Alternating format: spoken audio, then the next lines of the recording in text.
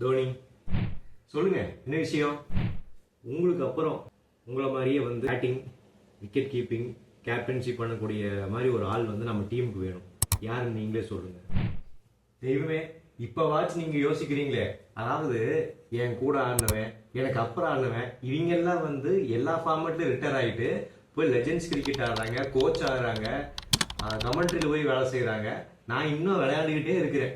சரி, விஷயத்துக்கு வருவோம். பேட்டிங்கும் பண்ணவனு, விக்கெட் கீப்பிங் பண்ணவனு, தேவைப்பட்ட கேப்டன்சியும் பண்ணவனு. இந்த மாதிரி ஒரு ஆள் வேணும் உங்களுக்கு. ஒரு ஆள் இருக்கிறான், அவன் கூப்பிட்டா அவன் வருவானா? நான் சொன்னேன்னா அவன் வருவான். ஆனா ஒண்ணுங்க, நம்ம அந்த ஆளை வந்து கூப்பிடுற விஷயம் வந்து வெளி தெரியாம பாத்துக்குங்க. ஏன்னா நம்ம மட்டும் இல்ல, இதே ஆளை வந்து இந்த கொல்கத்தாக்காரங்கிறாங்க பாரு, அவங்களும் தேடிட்டு இருக்கிறாங்க. விஷயம் கசினு வச்சுக்கவே, நம்மளுக்கு முந்திக்குவாங்க அவங்க. அந்த கொல்கட்டாக்காரனுக்கு நம்ம கூட உருண்டை இழுக்கிறதே வேலையா போச்சு. சேட்டன் வந்தல்லே, சேட்டை செய்ய வந்தல்லே.